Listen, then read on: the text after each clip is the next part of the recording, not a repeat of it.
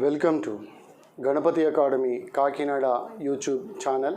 ఇప్పుడు వరకు ఎవరైనా ఈ యూట్యూబ్ ఛానల్ని సబ్స్క్రైబ్ చేసుకున్నట్లయితే వెంటనే సబ్స్క్రైబ్ చేసుకోండి. ప్రతిరోజు కూడా మీకు డైలీ కరెంట్ అఫైర్స్తో పాటు జనరల్ స్టడీస్ అంశాలను అప్లోడ్ చేయబడడం జరుగుతూ ఉంది. ఈ వీడియో క్లాస్ యందు ఈ సెప్టెంబర్ 14, 2020 సెప్టెంబర్ 14, 2020కి సంబంధించిన డైలీ కరెంట్ అఫైర్స్ అదేవిధంగా జనరల్ స్టడీస్ అంశాలను పరిశీలిద్దాం. ముందుగా కాన్సెప్ట్ నెంబర్ 1, వెనిస్ పురస్కారం. ఇటీవల కాలంలో ఈ యూరోపియన్ పురస్కారం లేకపోతే ఈ వెనిస్ పురస్కారం అనేది ది డిసిపుల్ అనేటువంటి మరాఠీ చిత్రానికి లభించడం జరిగింది.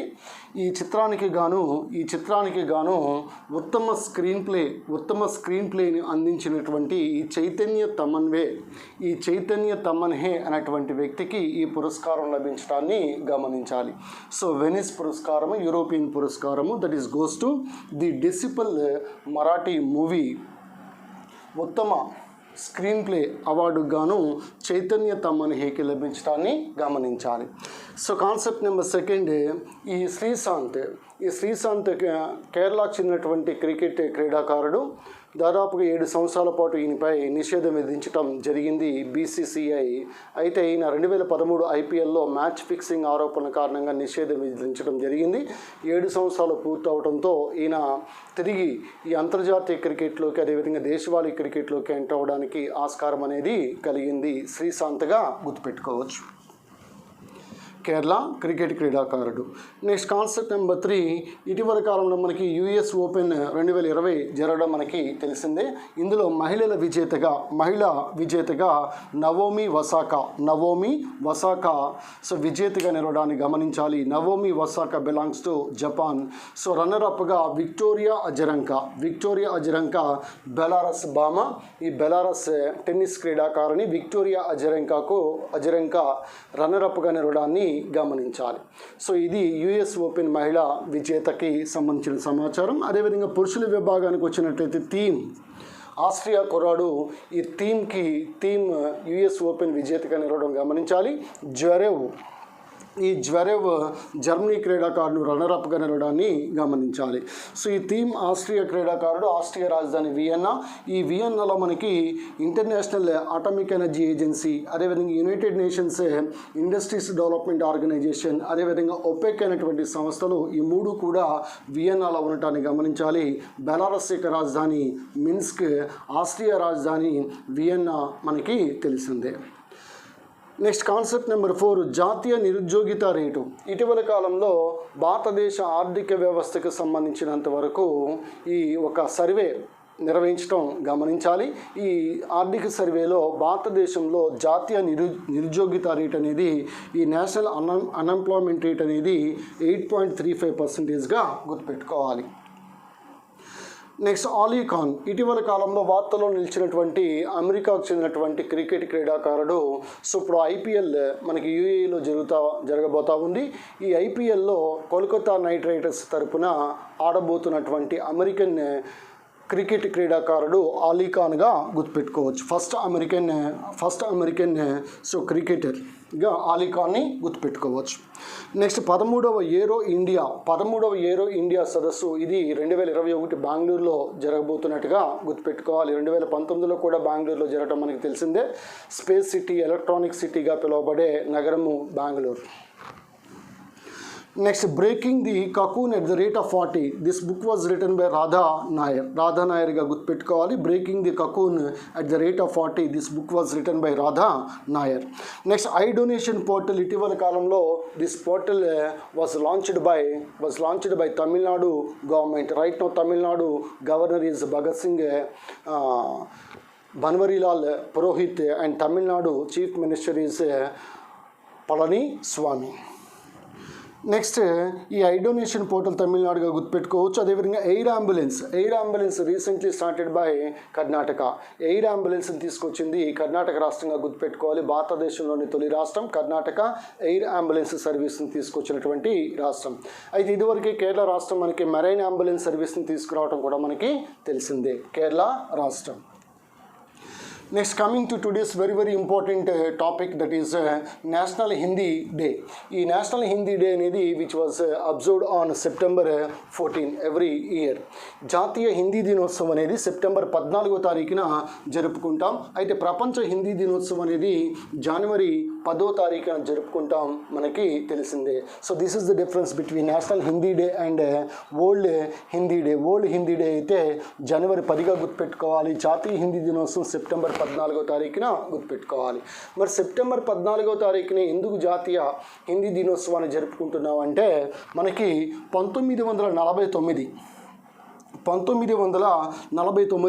సెప్టెంబర్ 14వ తారీఖున రాజ్యాంగ పరిషత్ లేదా రాజ్యాంగ సభ లేదా కాన్స్టిట్యూంట్ అసెంబ్లీ అనేది హిందీని భారతదేశ అధికార భాషగా గుర్తించడాన్ని గమనించాలి. మోరోవర్ ఇదే రోజున ఈ హిందీ భారతదేశ అధికార భాషగా అవటానికి కృషి చేసినటువంటి వ్యక్తుల్లో ఒక ముఖ్యమైనటువంటి వ్యక్తి ఆయన బెహర్ రాజేంద్ర సింహ. ఈ బెహర్ రాజేంద్ర సింహ యొక్క 50వ జన్మదినోత్సవం సందర్భంగా పురస్కరించుకుని సెప్టెంబర్ 14వ తారీఖు జన్మదినం కావున సో ఈయన ఈ అఫీషియల్ లాంగ్వేజ్ ఏర్పాటుకి కృషి చేసినందుకు గాను ఈ సెప్టెంబర్ 14వ తారీఖుని మనం హిందీ దివస్గా మనం జరుపుకుంటా ఉన్నాం. So when it comes to Hindi language అనేది హిందీ భాష అనేది ఒక ఇండో ఆరియన్ భాషగా గుర్తుపెట్టుకోవాలి. ఇండో ఆరియన్ భాషగా మనం హిందీ భాషని గుర్తుపెట్టుకోవచ్చు. అయితే భారతదేశంతో పాటు ఈ హిందీని కాస్త అధికార భాష హోదాలో కలిగినటువంటి దేశాలు మనకి ఫిజీ, నేపాల్, దక్షిణ ఆఫ్రికాగా గుర్తుపెట్టుకోవచ్చు. ఫిజీలో ఒక ఫిజీ హిందీ టైప్లో ఒక హిందీ అధికార భాషగా కొనసాగుతూ ఉంది. నేపాలీలో కూడా హిందీ అధికార భాషగా కొనసాగుతూ ఉంది. Whereas in South Africa Hindi is a protected లాంగ్వేజ్గా సౌత్ ఆఫ్రికాలో కొనసాగడం మనకి తెలిసిందే. ఇవే కాకుండా చాలా దేశాలు హిందీ మాట్లాడుతూ ఉంటారు.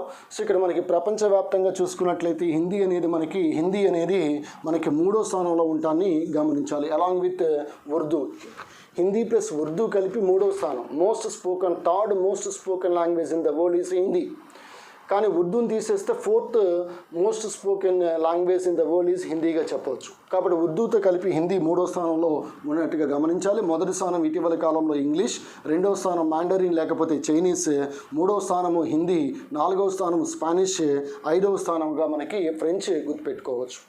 When it comes to India, most spoken language in India is Hindi, second is Bengali, third one is Marathi, fourth one is Telugu and fifth one is Tamilam. So భారతదేశం పరంగా చూసుకున్నట్లయితే హిందీ, బెంగాలీ, మరాఠీ, సో తమిళం, తెలుగు, అదేవిధంగా తమిళంగా మనం గుర్తుపెట్టుకోవచ్చు. అయితే ఇక్కడ మనకి ఆర్టికల్ 343 ఏం చెప్తుందని అడిగితే, భారతదేశానికి హిందీ అనేది అధికార భాష ప్లస్ ఇంగ్లీష్తో పాటుగా ఇక్కడ హిందీ అనేది అధికార భాషగా చెప్పే ఆర్టికల్లే 343. కానీ మనకి 345 కనుక తీసుకున్నట్లయితే ఈ రాష్ట్రాల్లో అధికార భాషలకు సంబంధించి 345 అనేది మనకి తెలిసిందే. అయితే భారత రాజ్యాంగం గుర్తించినటువంటి భాషల యొక్క సంఖ్య 22. 8వ షెడ్యూల్లో 22 భాషలను గుర్తించడం జరిగింది. 17వ భాగంలో ఈ భాషలకు సంబంధించినటువంటి ఇన్ఫర్మేషన్ అంతా మనకి ఉంది. సో అయితే ఈ 22 భాషల్లో మనకి ఇంగ్లీష్ అనేది అధికార భాషగా ఎక్కడ పేర్కొనబడలేదు. అయితే సింధీ భాష ఉంది. సింధీ భాష అనేది భారతదేశంలో ఉన్నటువంటి 28 రాష్ట్రాల్లోనూ అదేవిధంగా 8 కేంద్రపాలిత ప్రాంతాల్లోనూ ఎక్కడా కూడా సింధీ అనేది అధికార భాషగా లేదు. ఉర్దూ అధికార భాషగా ఉంది కొన్ని చోట్ల. ఉదాహరణకి తెలంగాణ రాష్ట్రం తీసుకున్నట్లయితే ఈ తెలంగాణ రాష్ట్రంలో మనకి ఈ తెలుగుతో పాటు ఉర్దూ అనేది అనుబంధ అధికార భాషగా కొనసాగుతుంది. ఆంధ్రప్రదేశ్ తీసుకున్నట్లయితే అధికార భాష తెలుగు అయితే అనుబంధ అధికార భాషగా ఇంగ్లీష్ కొనసాగడం మనకు తెలిసిందే.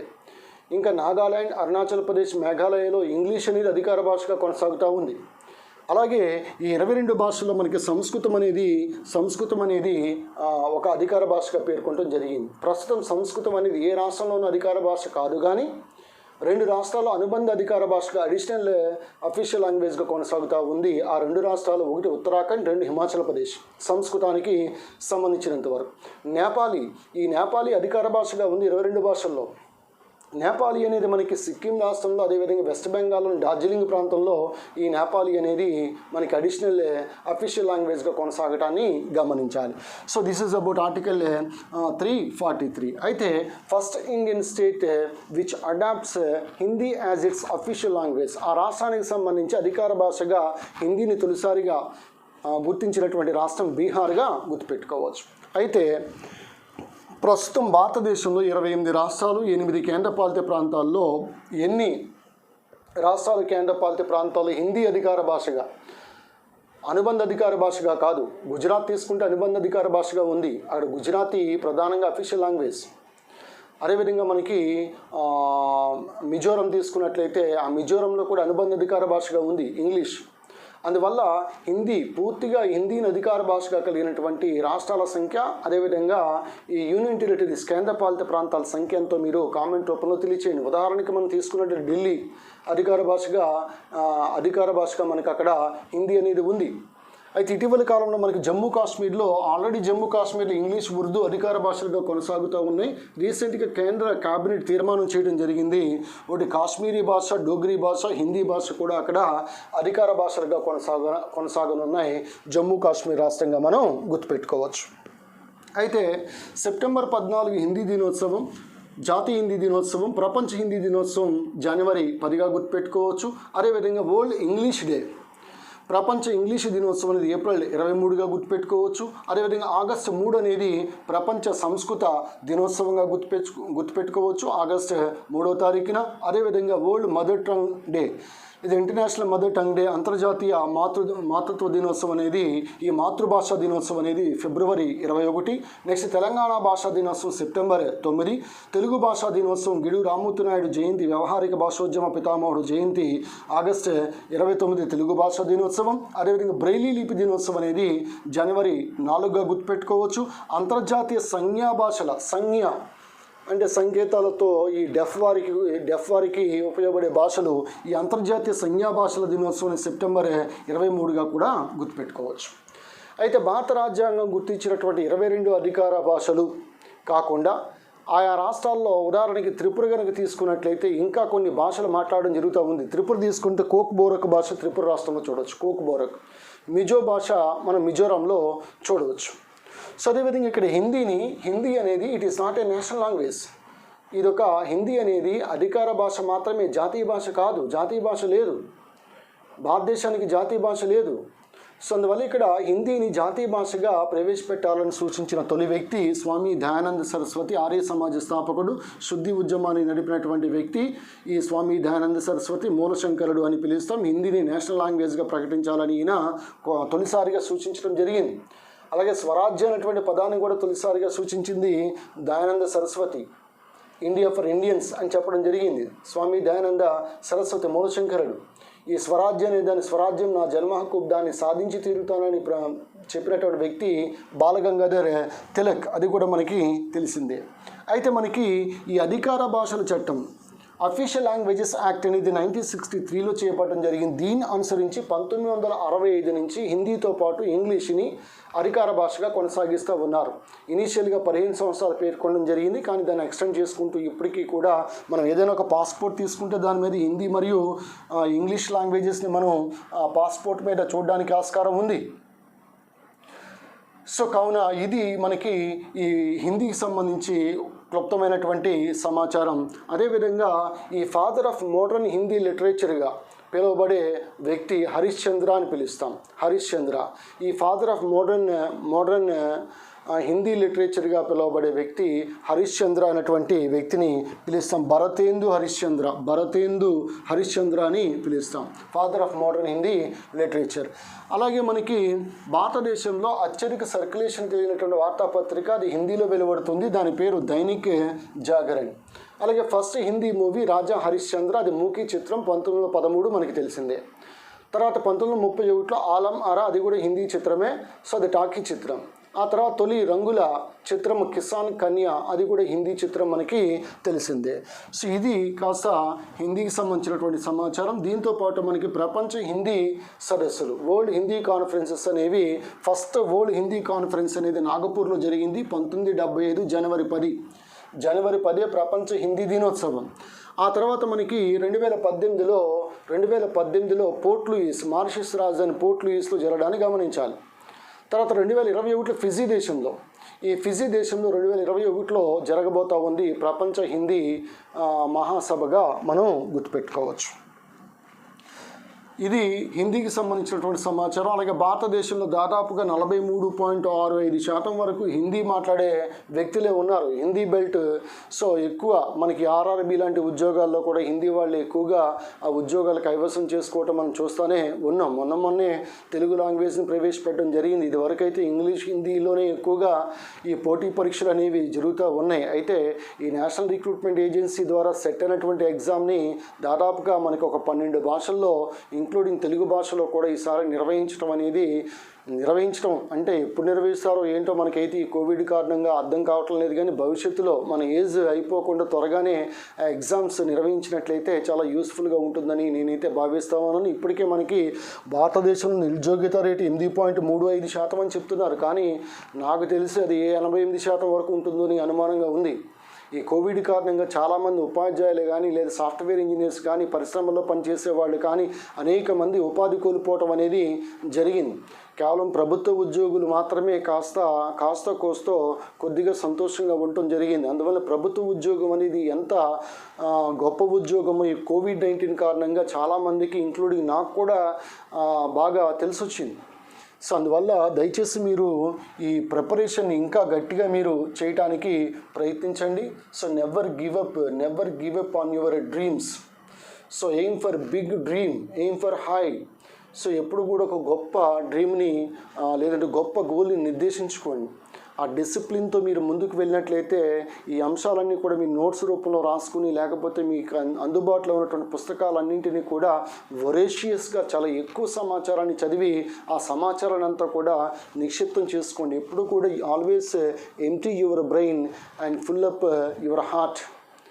గుండె నిండుగా ఉంచుకుని ఈ బ్రెయిన్ని ఎంప్టీగా ఉంచుకోవడానికి ట్రై చేయండి.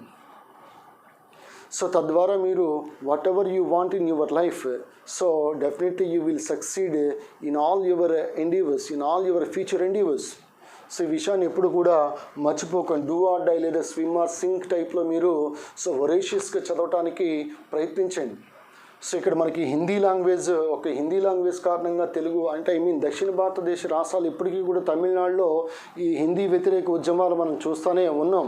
ఆ మధ్యకాలంలో కూడా మనకి హిందీ నేషనల్ లాంగ్వేజ్గా చేస్తామని చెప్పడం జరిగింది. దానికి వ్యతిరేకంగా చాలా ఉద్యమాలు రావడం జరిగింది. నాకు తెలిసి ప్రపంచంలో ఎక్కువ భాషలు ఉన్నటువంటి దేశం పపువా న్యూగినియా. ఆ తర్వాత భారతదేశంలో ఎక్కువ భాషలు అనేవి ఉన్నాయి. భారతదేశంలో కులాలు మతాలు అయితే మనం చూడాల్సినటువంటి అవసరమే లేదు. సో వీధికో కులం, ఇంటికో కులం, రాష్ట్రానికో కులం, జిల్లాకో కులం, గ్రామానికో కులం. సో మతాలు ఇటీవల కాలంలో అంతర్వేది సంఘటన జరగడం, రాజమండ్రిలో వినాయక విగ్రహ సంఘటన జరగడం, లేదా అంబేద్కర్ విగ్రహాలు కూల్చివేయడం, లేకపోతే సో ఈ మత గొడవలన్నీ కూడా మనం చూస్తూ ఉన్నాం. అందువల్ల మన మతం అనేది మానవత్వంగా ఉండాలి.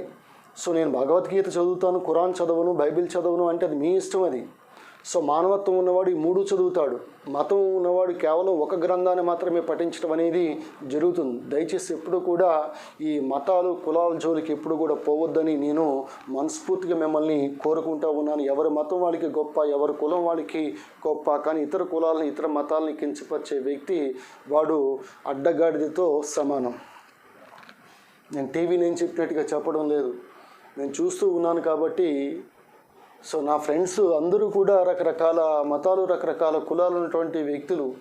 సో ముస్లిం కుటుంబాల్లో పెరిగాను. మా ఊర్లో తూర్పుగోదావరి జిల్లా పవర్ అనేటువంటి ఊర్లో ఆటోమేటిక్గా చాలామంది చాలా రకాల కులస్తులు ఉంటారు. వారి కులం ఏంటో ఇప్పటికీ నాకు తెలియదు. అందరితోనూ కలిసిమెలిసిపోవటం తప్ప మనకి వాడు ఇది, వీడిది, వాడు బీసీ, వీడు ఓసీ ఇలాంటి విభజించు పాలించు రకాలు మనకి తెలియవు. ఈ మధ్యకాలంలో మనకి ఇలాంటివన్నీ కూడా చూస్తూ ఉన్నాం. ఏమైనప్పటికీ కూడా ఈ విపరీత ధోరణులు మనం వంట పట్టించుకోకూడదు.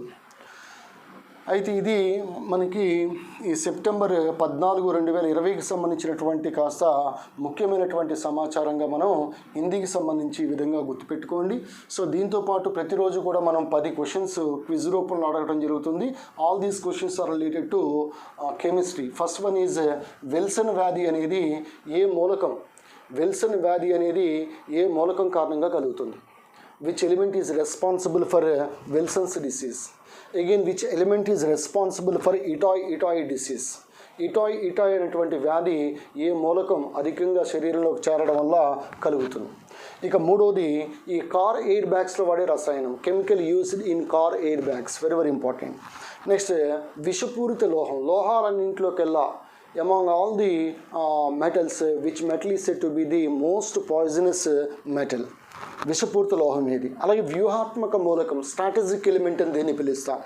నెక్స్ట్ పియర్ యాసిడ్గా పిలువబడే రసాయనం ఏది? పొటాషియంకి సంబంధించి ఉంటుంది పియర్ యాసిడ్.